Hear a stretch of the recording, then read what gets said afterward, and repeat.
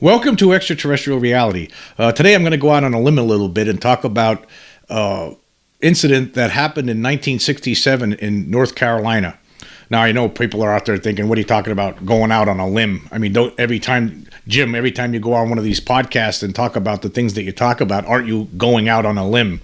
Well, no, I don't think I am, because I know that there's an extraterrestrial presence here on this planet, because I've seen one of these beings, and I've seen one of these craft, two different occasions, as everybody has, who regularly listens to this podcast already understands. But anyway, we're going to talk about this incident that happened in 1967, a very interesting incident. And I was actually, I got this actually from Preston Dennett recently. He did a podcast where he talked about these interesting humanoid sightings. And this was one of the cases. And I hadn't heard of this case until I saw that podcast from Preston. Of course, he talked about a whole bunch of other ones too, along with this one. But I really found this one really interesting. I thought the picture was very compelling. And so I want to talk about it. It's basically the story of Ronnie Hill. And this was a 14-year-old kid back in 1967 who on July 21st, 1967, saw something extraordinary and was able to take a picture of it. And we're going to talk about that today. And now, for people who are listening to this on the podcast, you will have noticed by this point that the thumbnail used is the picture that we're talking about, the picture in question. I mean, of course, the video version will be available on Spotify as well as YouTube. You could watch a video version of this where I will feature that image a lot more prominently. However, for those who are listening to it, that you could check out that thumbnail, and that's exactly what we're talking about here, is this image. And I am here to defend this story and this picture, and we're going to talk about that. Anyway, UFO, the late UFO investigator, strange paranormal investigator John Keel, who a lot of people know is famous for writing the Mothman prophecies. He had written about this in the late 60s. He investigated this, and there was an article that he put together at that time, and we're going to go through some of this article here. This is the words he interviewed this young Ronnie Hill, who took this picture and told the story of what happened and how he was able to take this picture. And we're going to go through some of this. Well, for one thing, he was out in his garden this day, and some strange things happened, and then it culminated with this strange object showing up. Actually, objects. First, he saw this. It was like a black hat-shaped UFO, which sometimes are seen and pictured. There's flying saucer, like instead of a regular flying saucer, it looks like a hat. It's like more like cylindrical on the top. So he saw something like that, and then apparently this round ball came out of it, and then that ball landed near his home on the edge of the woods, on the edge of some trees. You could see in this picture. And this being got out with some sort of black object in his hand, some sort of a funnel apparently, put it on the ground, I guess, to suck maybe soil up or something to that effect, and then hurriedly got back into this round ball, and the round ball took off and connected somehow with this flying hat, and then both flew away together. But anyway, John Keel, according to his investigation, according to an article that he had put out back then in the day, here's what he wrote. He said, these are the exact words of Ronnie Hill. He was outside in his parents' garden, and this is what he wrote. He says, "I noticed a strange odor in the air which smells like gas, which caused my eyes to water. Also, I noticed a sound of silence. Usually there are birds chattering and dogs barking, but that day I heard no such sound. After about 15 minutes, I heard buzzing sound and the increasing smell of gas. So when I turned my head, I saw a strange thing in the sky. It looked like a black hat. Then my eyes caught a glimpse of something moving. It was a white ball about 9 feet in diameter. It started to fly by itself. I fell to the ground. All sorts of things dashing through my mind. I know no one would believe me of what I saw, and I would have to have some proof. So I ran to the house to get my camera." He ran to his house and he grabbed this Kodak camera. "When I came into the house, I told no one of what I saw. There wasn't enough time. When I returned to the scene, I saw the object, the white ball, on the ground. About 3 seconds later, I heard a loud noise which hurt my ears. I was breathless because a little man about 3.5 to 4 feet tall came from behind the ball-shaped object, carrying with him a funnel-shaped black object in his right hand. Then quickly he put it near the ground, then pulled it back up to his hip. Then he turned and went behind the ball. The loud noise came again. Then a bright blue flame bursted from beneath the ship. Then it took off into the air slowly. Then the big ship reappeared. The round ship connected itself to a rod, and it pulled the round ship into a hole. Then the big one took off at tremendous speed and disappeared over the treetops. So that was a direct quote from Ronnie Hill to John Keel at the time. Now, John Keel continues, he says, while all this was happening, Ronnie claims he heard a faint hissing sound, and he doesn't know if it came from the object or from the creature. Such hissing sounds have been reported in other landing cases. Ronnie says the little man moved slowly and wobbly and seemed to have trouble controlling his legs when he turned, swinging them stiffly. The distance between the young photographer and the creature was about 15 feet. The photo, the only one that came out, is bluish and marred by fogging on both edges. This is actually in Ronnie's favor, since this same kind of fogging has turned up in other apparently authentic UFO photos, and it has been suggested that it is caused by radiation or acidic rays of some kind coming from the object. In the original print, the creature appears to have puffed or fleshy cheeks with high cheekbones, and it sports a helmet that is almost Germanic. The funnel-shaped object is visible in his hand. Ronnie says the little man's skin-tight suit was silvery and metallic, and its head seemed to be a bluish green. The eyes were tilting and slanting. It was a silver helmet, and there was a dark blue belt around the waist. Blue belts have been described by several witnesses in South America. The loud noise reported by Ronnie has been an oft-occurring feature in landing reports from all over the world. I feel that this corroborative details adds to the credibility of the boy's story. And then here's another article. This is from UFO Photo Cat blog. And I'll leave the link for this so you can check it out. And this is the story of the little blue humanoid. And it says here, the issue of Flying Saucer Review of January-February 1969 contained an article by John Keel entitled The Little Man of North Carolina, revolving about an incredible photograph of a small figure holding a dark object and standing in front of a white sphere placed on the ground. It had been attached to a letter that a 14-year-old boy named Ronnie Hill had mailed to the magazine Flying Saucers-UFO Reports, which had ceased publication by then, and the editor decided to send it to John Keel. According to the boy's covering letter, he took the picture on July 21st, 1967 in a small town of Pamlico County, North Carolina. It all started when he noticed a strange odor in the air, like a gas that made his eyes water, before he realized there was a complete silence in the environment. 15 minutes later, Ronnie heard a buzzing sound and saw an object flying near. He ran to his house, but said nothing to its occupants, to the house occupants, to his mom or dad or anybody that was in the house, because like Ronnie said, he was in too much of a hurry to get the camera to go back outside and take the picture before this thing took off. So he grabbed a Kodak Sabi 620 camera, and by that time he was out again. By the time he was out again, a white ball about 9 feet in diameter had landed nearby. 5 seconds later, a loud noise was heard. I was breathless, Ronnie writes, because a little man about 3.5 to 4 feet tall came from behind the ball-shaped object, carrying with him a funnel-shaped black object in his right hand. The being was 15 feet from the boy. Now, John Keel showed the photograph to several photographers in New York City, and they studied it minutely, and they concluded that it did not seem to be a doll, that the object, this being in the picture, was not a doll or some other kind of hoax.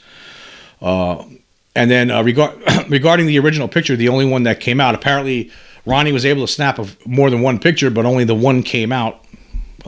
That's not odd. I mean, it seems like sometimes things that we have are affected. You know, even to this day, cell phones are sometimes affected when UFOs are in the vicinity.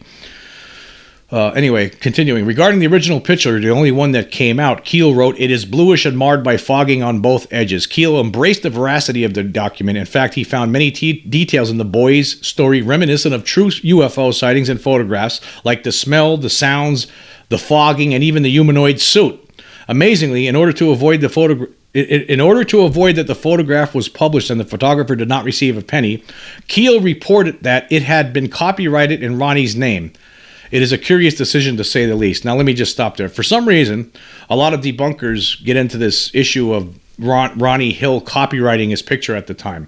Now, I'm gonna talk about that later on, and we're gonna rip that to pieces, that whole issue there. Anyway, continuing. It says here, nothing else was known about this photograph until the issue of the November-December. A small inset in page 11 reported doubts about the little man photograph and specified that John Keel and correspondents of him have kept a watch on the case and now report that developments have cast doubts on the authenticity of the photograph. Now, whatever these doubts that might have been presented to John Keel or his correspondents that cast doubt on the story of Ronnie Hill, I don't know. Nobody seems to know. I can't find any information about those doubts. Now, there were some other groups, another UFO group, which I'll get into a little bit later, that claimed that it was a doll. All it was a doll and an egg that was photographed. Well, I don't believe that either, but we'll get into that. It says here, it was the end of it in the literature for years. In the summer of 1969, I obtained a color copy of the print from Roger Perrin-Jacquet, a Swiss ufologist, president of the GEOS group, and an active collector of UFO photographs. The picture I received is a cropped enlargement, obviously from a second-generation negative. The copy is obliquely traversed by a number of white dots of unknown origin. In 1980, a reproduction of the Hill photograph was published in a book by Margaret Sachs, the UFO Encyclopedia, page 230. It was less cropped than my print and presented a larger view of the actual surroundings, but it also had the white dots in it.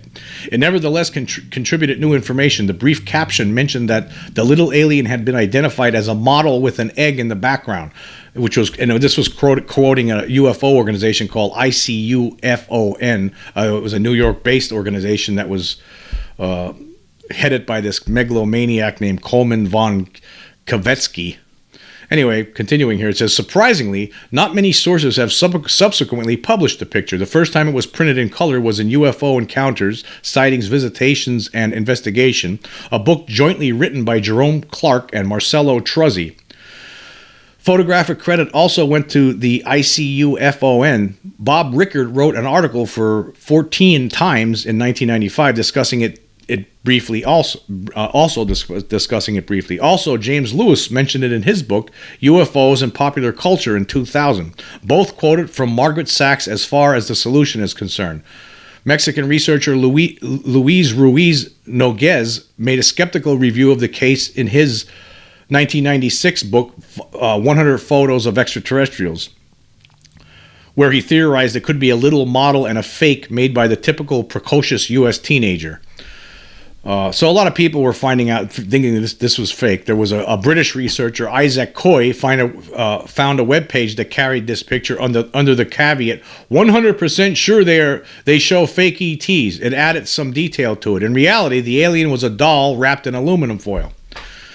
So there was different people were out there trying to say over the years, the different books, magazines that have been published over the years, stating that this was a hoax, that this object, that this young kid, this picture that he took was basically an egg and just a little, like a Barbie doll size, G.I. Joe's kind of figure. And he wrapped it with aluminum foil and then took a picture of it and then lied. That's basically what's been going on all these years with this photograph. Anyway, continuing with the story, it says, all prints known to date were centered in the figure of the humanoid, and we missed seeing the full photograph. To this purpose, I addressed a request to the person managing the files of John Keel, who died in July of 2009, Doug Skinner, who runs a website devoted to the memory of Keel and his assets. And Doug has been kind enough to provide me a scan of the original Kodak print created by the young boy. As it becomes obvious, the original picture does not contain the white dots observed in the second-generation color prints available until now.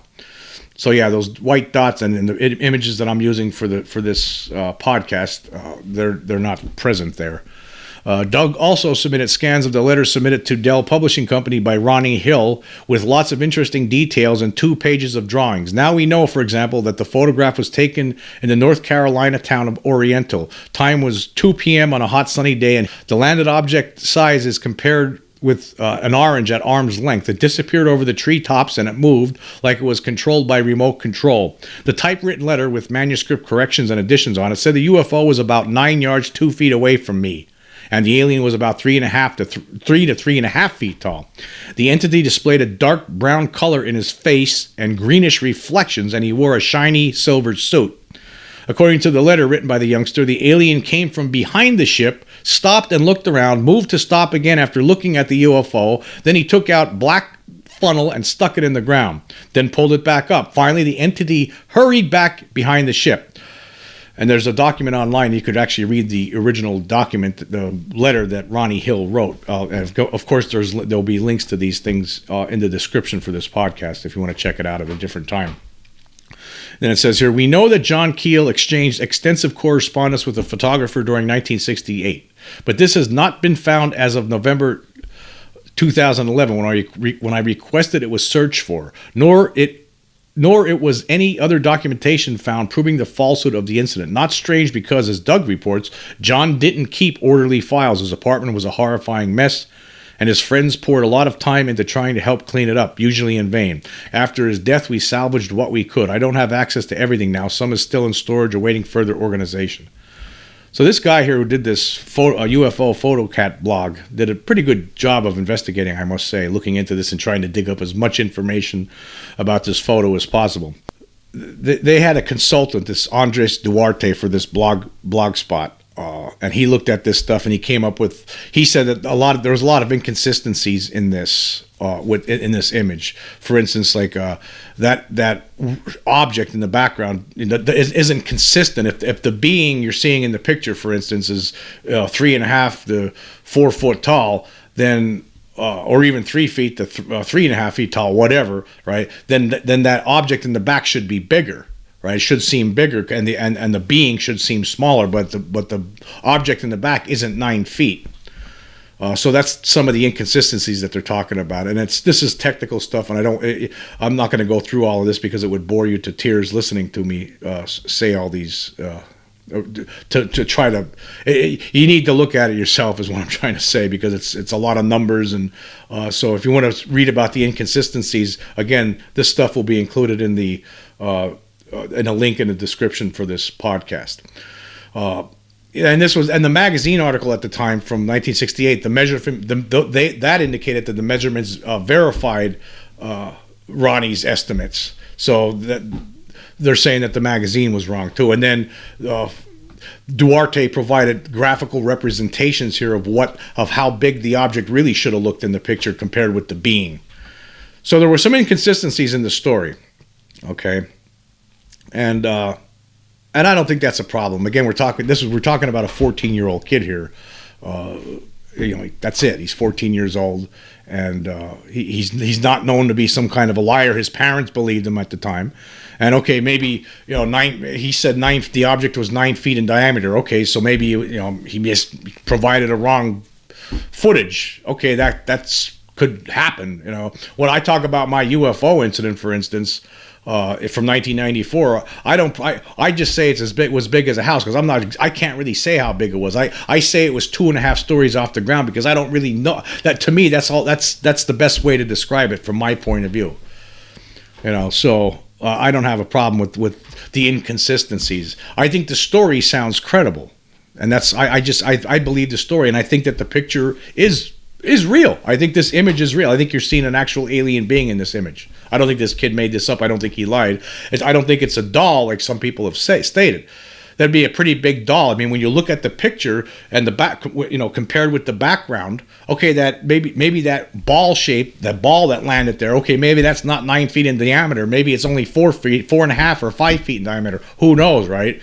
But when you look at the picture, the full picture, right? To me, it looks like that. There's no way that thing's too big to be a G.I. Joe doll or a Barbie doll with a different head attached onto it. I just don't believe those stories. And it doesn't look like it's aluminum foil wrapped around it. It looks, there's no crinkling at all that you could see anyway.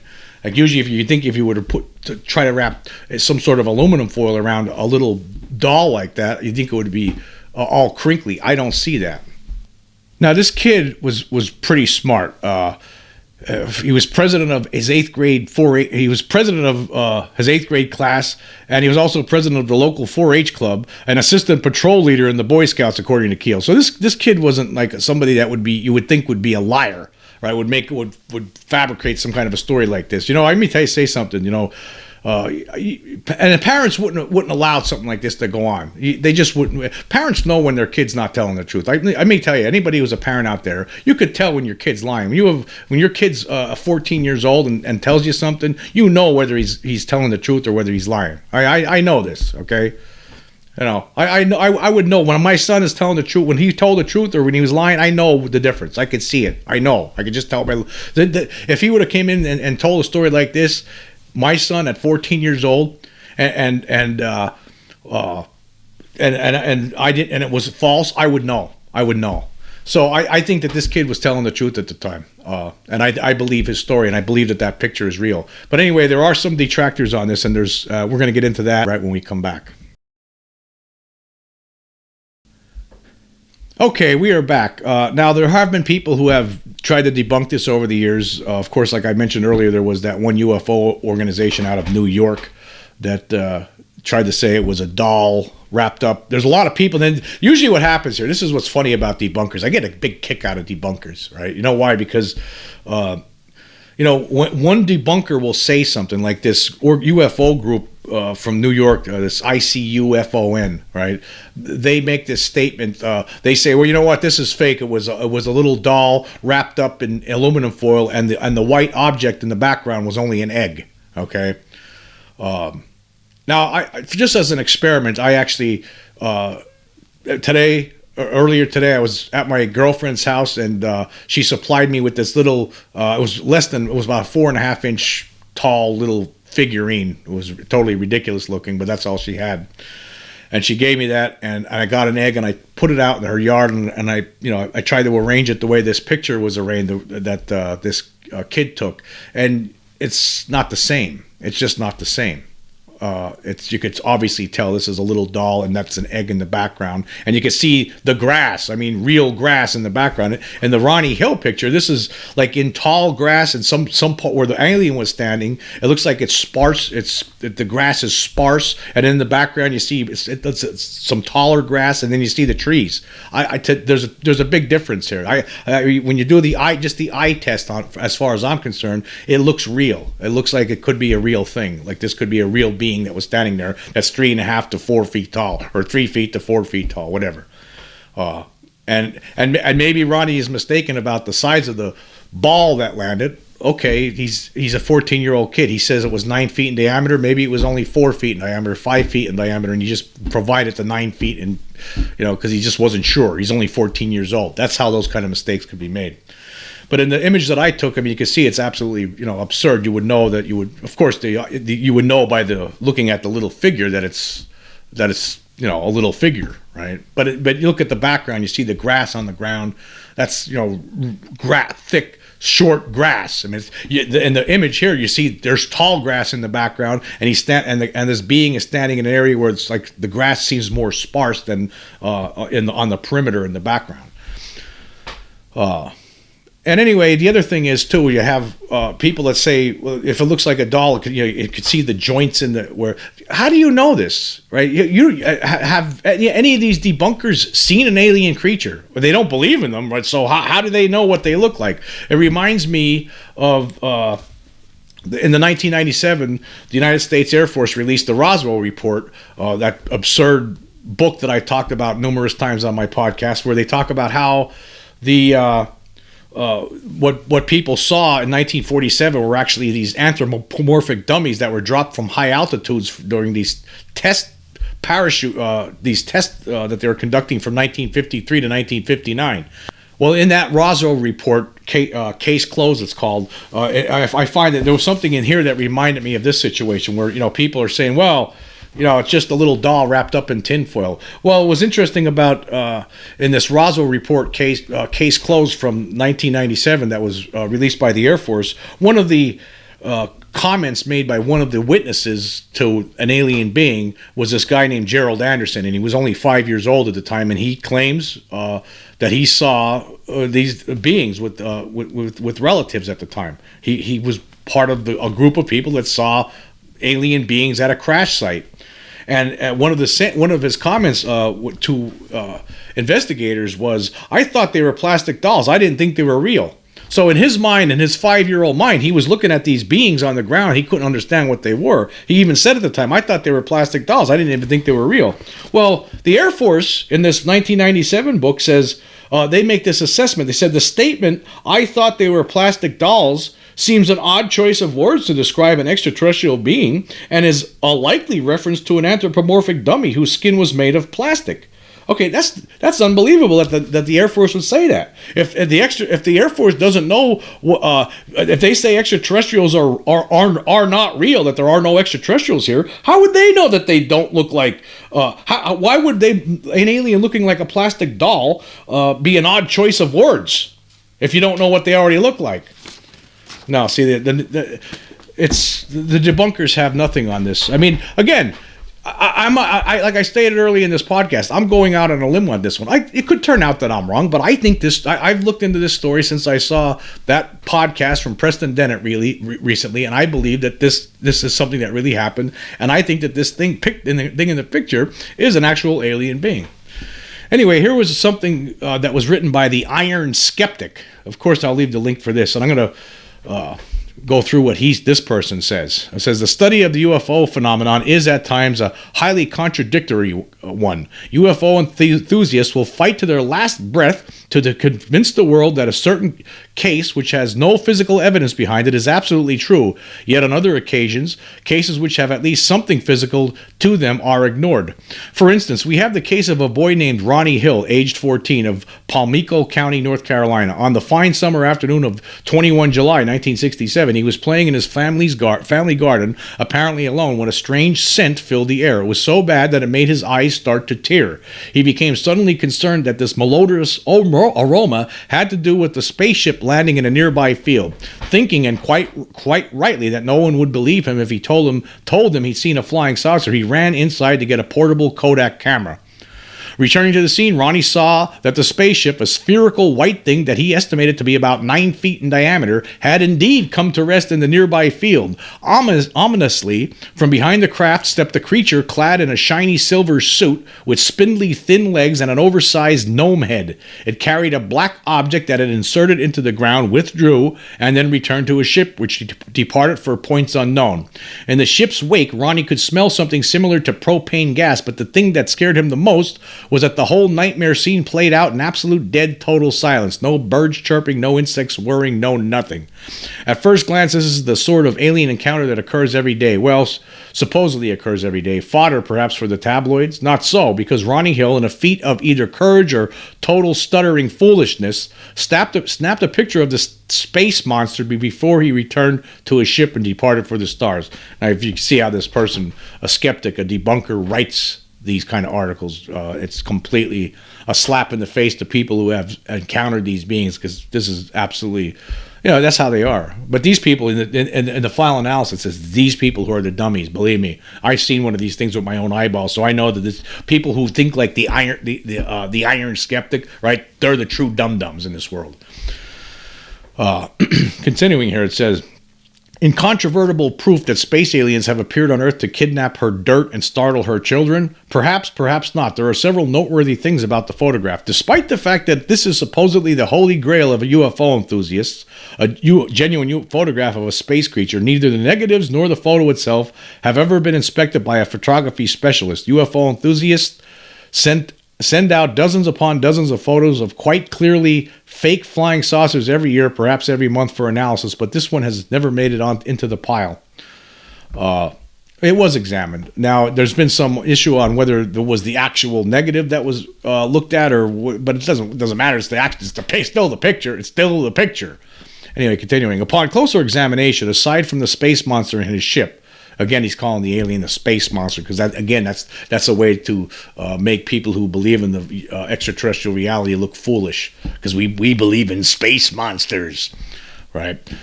Upon closer examination, aside from the space monster and his ship, there is nothing in the photograph that can be used for scale. No trees in the background, no houses, nothing. There are some vertical lines at the top and bottom that suggest grass and trees, but we have nothing to which we can accurately judge the size of the creature. 10 feet tall, 2 inches tall, you be the judge. No, I think it's easy to judge that. You know, that you look at that picture, as far as I could see, that thing looks like it's a 3.5 to 4 foot tall thing standing there, and you could judge it against the trees in the background. I mean, if this was a small, tiny little doll, like a G.I. Joe doll or a Barbie doll, right? The picture would have been taken at a different kind of an angle. It just doesn't make any sense. That wouldn't look like this, as I illustrated in the picture that I supplied earlier, the test picture that I took. Anyway, continuing here, it says the creature itself has either an enormous head or is wearing a strange hat. Well, it was wearing a metal hat, which some people have said they've seen this before. These creatures, a lot of times, dress in all kinds of attire, and sometimes they're wearing strange things on their head too. That's not the first time. Now, sometimes a lot of these stories do not come with images or pictures like this one does. But here, when you finally get a picture, right, it's never good enough. Anyway, more interestingly, his legs seem to more or less sharpen into points before the knee. In fact, his shins are invisible at some points, and there is a bright point and dim line on the creature's right side that implies that it actually has 2 knees on both legs for a total of 4. No, I don't see that. This guy's making this up. This part's getting made up here. His left hand is not clearly apparent, and his right hand is hidden by the black object. Okay, so what? So what that the right hand is hidden by the black object? The thing was holding the black object, which appears to be similar to a bowling ball. The black object did not look like a bowling ball. It looked like a funnel type of object, just like the kids stated it did. The point is, the photo is blurry enough and has poor enough contrast that one cannot even make out the monster in its entirety, much less determine if it is real or not. The creature is supposedly 15 feet or so from the boy and appears to be looking right at him with glowing eyes. Why in the world did it allow the child to take a photo of him? It seems not to have noticed him at all. Maybe I'm just a jerk, but if I were involved in clandestine soil napping operations on an alien world and someone spotted me, I'd, bump them off or at least scare them a little, but that's just me. See, again, it's just trying to make this look ridiculous, make the story look ridiculous by making statements like that. The point is that the photograph itself leaves a lot to be desired. I agree with that. Yeah, it does leave a lot to be desired. But when you take the kid's story along with the photograph, it sounds plausible to me. This is a plausible story. I think it is. I think it's something that did happen. I don't think this kid made it up. Again, his parents would have known that he was making it up. His parents wouldn't have allowed him to be sending this out everywhere and telling this story to researchers at the time, making a fool out of people in the world. It just would be something that parents do not allow. Again, the kid was the president of his 8th grade class. He was well respected. People didn't think he was a liar. And obviously, I don't think a kid like that would make a story up like this and try to cash in and make $1 million, because nobody's going to make $1 million on something like this. And I'm sure that the parents were aware of that too. Anyway, continuing here. Surely a 14-year-old boy whom teachers and parents described as honest, decent type would be considered a highly reliable witness? Actually, not so much. The first thing that the young man did after obtaining his photograph was get a copyright on it, ensuring that all profits from his selling the photo would go to him. I consider this a damning criticism of our modern education system, as in 1967 a 14-year-old boy knew how to do this, and today a 25-year-old man has no idea how to even begin the copywriting process. Okay, now this guy, now we know that this debunker is a complete moron. Okay, the iron skeptic, never listen to this dumb again, because he has no idea what he's talking about. The copyright system back then compared to what it is today is two different animals. Back then, if there was something that you had, right, that you wrote, you better copyright it, because somebody could steal it off you. For instance, in 1968, George Romero was they're about to release his movie Night of the Living Dead, but it wasn't called that at first. The name of the movie was Night of the Flesh Eaters, right? But what they decided to change the name right before the release, because there was a movie that had been released several years earlier called The Flesh Eaters, and they didn't want people to be confused about it. So they changed the name to Night of the Living Dead at the last minute, right? But They made that change. They forgot to put the copyright notice on there. If you don't leave the copyright notice on there, right, that means it becomes public domain. That's why George Romero ended up losing a lot of money over the years. He's now passed on, but he lost a lot of money over the years, as well as everyone else involved in that, because they failed to put a copyright notice on the film. So it became public domain. That's how the laws used to be. Because they decided to make a name change at the last second, and then they made that error, forgot to put a copyright notice anywhere on that film, and it became public domain. That's why there's over the years there's been hundreds of different VHS companies and DVD companies, different Blu-ray companies that have released versions of Night of the Living Dead. And that's why, you could post that on your YouTube channel, and you're not going to get dinged for it because there's no copyright on it. So things are different now. If anything, the way the copyright law is set up now, you put something online, you create something, the copyright starts right after you do it. They changed copyright law. It's different today than it was back then. So this guy doesn't know what he's talking about, and maybe he does, and he's just saying that because he knows that any kind of dum-dum that listens to his kind of story won't look into this. But I'll straighten you out here. We'll straighten you out here. Anyway, continuing here, it says, anyway, the second thing that the boy did was mail a copy of his photo to... Oh, wait, let me stop here before I go on. The other thing is we don't have enough... The boy put a copyright notice on it, but one other thing is, I'm certain it was that somebody told him to. He didn't know anything about that. His parents or John Keel, somebody put the copyright notice for him, told him to put a copyright notice on it. So this guy's writing it like, as if the 14-year-old boy knew to do that. How does he know that? Anyway, continuing. It says, anyway, the second thing that the boy did was mail a copy of his photo to a UFO magazine. Sadly, they had slid into insolvency and were unable to purchase the photo from the boy, but the editor of the magazine did forward his correspondence to investigator John Keel. So Ronnie Hill wanted to make a profit off of this picture. There's nothing wrong with that. People involved with UFOs routinely make fortunes from telling their insane stories. What is it that makes his case, one with potentially world-changing evidence, different from the tales of others? Abductees like Stephen Michalik and Travis Walton have made fortunes and recruited armies of true believers with no physical evidence, much less a photograph. Now, let's just stop here. Now, he's using Travis Walton as somebody who made a fortune with having no physical evidence at all, right?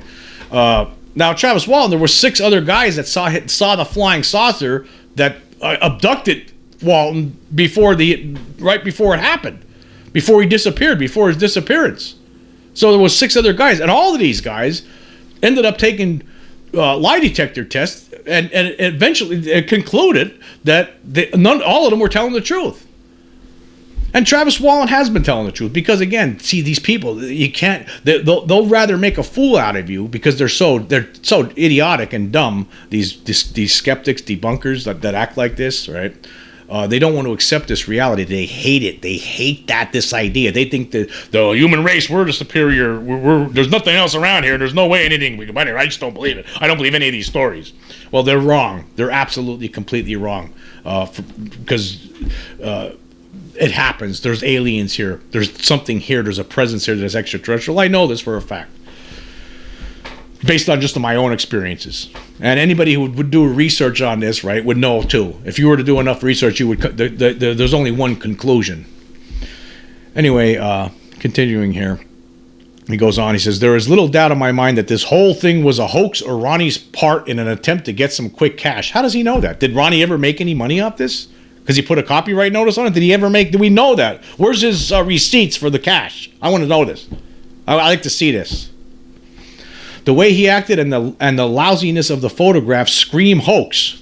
The way he's a 14-year-old kid taking a picture of a landed alien craft and an alien being, but that's not good enough. The way that picture looks to me, it looks like it's fake just because this guy thinks it looks fake. I found a report from all places, the International UFO Museum and Research Center in New Mexico, which lists the Ronnie Hill case as a photo hoax, small model plus eggshell, but there's no explanation as to how they came to this conclusion. Yeah, there is no explanation. Where does the explanation come from? See, again, sometimes people pick up on these things. Like one person says it, and it's just an egg. It's an egg in the background, and a Barbie doll with a different doll's head snapped onto it. And so then you see people throughout the decades like just mimic this and try to make themselves look smart, just like this guy here. And then continuing here, it says, assuming that it is a hoax, it illustrates a somewhat odd paradox. If you're going to try and make money from your UFO story, less evidence is better than more evidence. If Ronnie Hill had not taken his photo and just written a story of his encounter, he'd have been able to sell it to someone for sure. He might even get a book and a movie out of the deal. This guy's just making this up. No. See, what makes, like, he's talking about people like Travis Walton, who got books were written about it, or the Allagash four different witnesses, and a book gets made about it. In Travis Walton's case, a movie got made about it. But again, he disappeared for 5 days. This kid just simply saw a UFO landing and a being get out. That's all that happened. I mean, that happens a lot. This guy's obviously unaware that this kind of thing has happened a lot over the decades. Occupant sightings, where people see landed craft and occupants walking around. It's something that happens a lot. Happened a lot. It continues to happen. He might even get a book and movie deal out of a book and a movie out of the deal, because when there is only a story being told, the only way for skeptics to test it is to try and pick it apart, show the inconsistencies, and so on. When one brings up an actual piece of physical evidence, such as a photograph, there are impartial scientific analyses that can be performed. This is a larger trend in the field of UFOs. The less evidence that something happened, the more famous the incident becomes. Cases based on nothing more than a single person's testimony are considered irrefutable truth. Cases where there is some sort of actual physical evidence, such as the case of Ronnie Hill, fall by the wayside. Does this mean that even the most hardened UFO enthusiast can't look at the photo with a straight face? Is that an example of some sort of larger institutional blind spot? I don't know. All I know is that despite the fact that the UFO enthusiasts claim that they are interested in finding physical evidence that our Earth is being visited by monsters from beyond the moon, cases that have physical evidence remain uninvestigated. What's this guy talking about? Cases that have physical evidence remain uninvestigated. There's been investigations into physical trace cases for decades. Does that guy not know this? MUFON continues to do that to this day. There's people investigating cattle mutilations.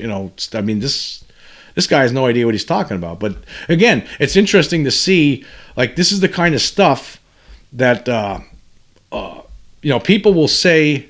Again, this guy obviously had his explanation, like his debunker explanation of a egg and a little doll that from that ICUFON organization that initially made that claim. And they didn't really present any evidence. I can't find anything online where they say, "Oh, this is what it is." I mean, that's just somebody saying that. Now, but again, people have to remember, they weren't there. That kid was there. Ronnie Hill was there. He's the one who took the picture. He's the one who experienced this whole thing. But people who weren't there are saying, "Well, no, this is a hoax. It's an egg, and it's a Barbie doll with some other doll head snapped onto it and wrapped up in tinfoil." Where's your proof of that? I don't see it anywhere. But there's this guy on Flickr who posted a picture of this, Andy Blair. I'll leave a link for this too. And he wrote about this. He said, "I've seen this photo on the internet as conclusive proof that alien life has visited Earth. The image was taken in July 1967 by a 14-year-old kid named Ronnie Hill using 126 Kodacolor film. It supposedly shows an alien and its craft. What do you think? Since it's really low res, I've added a few Flickr notes to help out. Below is a description of the event from the Iron Skeptic website." So this guy took some information from the Iron Skeptic website. Where Andy Blair later provides a comment, saying, "The more I look at the alien, it looks like Ronnie took one of his sister's Barbie dolls and popped an alien head onto her body. I used to annoy my kid sister by doing similar mischief. The white round object is harder to figure out, but I'm sure somebody will come up with a reasonable explanation." So Andy Blair's using the Barbie doll. The doll excuse, just like other people have. That now he's really clever because he did that. He's using the Barbie doll explanation. That makes him extremely clever. He figured it all out now. I know there's going to be some people that are actually listening to this podcast and watch my YouTube channel. They're going to say, "Hey, Jim, I think you're wrong on this one. I think it is a fake and a phony." Well, again, does anybody here have any proof that they could bring forward to show that this is a phony? Because I don't think it is. When you look at this full picture, where did he get a life? I don't think he got a doll that could be that big. This is not some Barbie doll that he just propped up in this field near this forest. I don't think that's what it is. I think you're seeing what he said it is, 3 to 4 foot tall being standing there, and there's a ball in the background that the thing came out of. Now, whether I think he's wrong probably about the 9 feet in diameter, because yes, if the being is 3 to 4 feet tall, then that ball in the background should seem bigger, because it doesn't seem like the being is that far away from it. So he might. He might have the being might even have to crouch down to crawl into it, because he might be actually taller than the object. I don't know, but the story sounds good to me. It sounded like it's a believable story. I don't think this kid was lying. He actually came up with some evidence, and I think this is a real deal. I know there's going to be people out there that are going to say, "No, I think you're wrong," and then so what? So what? This is my opinion, and I'm putting it out there. I think these debunkers, nothing that they've put out there has convinced me otherwise. I think that this is a real deal. I think that this event happened. And again, regardless, I mean, we don't have that many pictures of real aliens, do we? So when somebody finally provides one, then I don't believe that, because it looks like a doll to me. Well, okay, it might look like a doll to you, but then again, have you ever? Where's your picture of a real alien? Do you have any other pictures of a real alien that you can compare it to? And I've actually talked to one person, I want to just add this one, who had encountered one of these blue aliens, and that person told me that this picture, this face, looks like it might be one of those creatures. These blue aliens had entered this person's room, and that person told me that it looks something like this here. So I know it's only anecdotal evidence, absolutely no proof of it. I'm just giving my feelings on this one, and I think that this story is true. I don't think it's a little tiny G.I. Joe doll or a Barbie doll or anything like that, and an egg. And I don't think it's an egg. I think it's actually what the kid said it is. I think it's some sort of alien creature, along with some sort of round-shaped object that it traveled to the earth, to the ground within. That's what I think it is. Anyway, until next time.